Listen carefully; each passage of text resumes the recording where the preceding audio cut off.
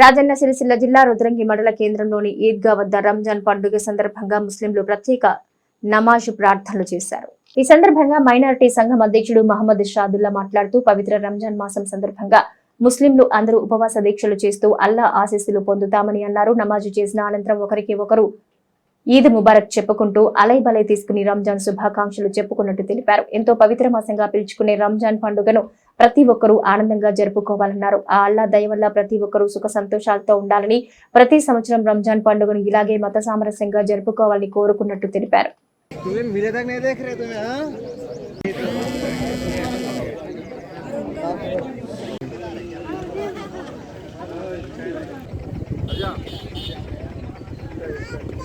अल्लाह के फजल करम से और इसी तरीके से हमारे गांव वाले, हमारे देश वाले तमाम गैर मुस्लिम भाइयों को हमारे कमेटी के तरफ से सबको ईद मुबारक। सबको ईद मुबारक है। आज मुसलमानों के लिए खुशी का दिन है। एक महीना रमज़ान के रोज़े लेके और ऐसे कि मुश्किल से गुजार के, जितनी धूपों से हो, गर्मियों से हो, गुजार के अल्लाह के खौफ से, अल्लाह के वास्ते आज रोज़े रख के आज ईद की नमाज सब लोग मिलके अदा करे हैं। ये नमाज, ये रमज़ान का महीना बहुत बरकत वाला मुस्लिम ప్రజలందరికీ సోదరి సోదరీమణులకు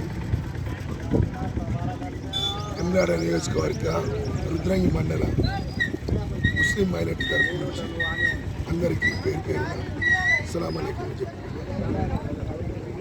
ఈ రంజాన్ మాసము 30 రోజులు కఠోరమైన ఉపవాస దీక్షలు సోదరిమణులు ఎంతో మంచిగా జరుపుకున్నారు. ఆ అల్లా దీవెనలు మాకు ఉంటాయి. రాష్ట్ర ప్రజలకు, దేశ ప్రజలకు సుభిక్షంగా మంచి జరగాలని కోరుకుంటూ మా ముస్లిం మైనారిటీ తరఫు నుంచి మేము కోరుకుంటున్నాం. మళ్ళా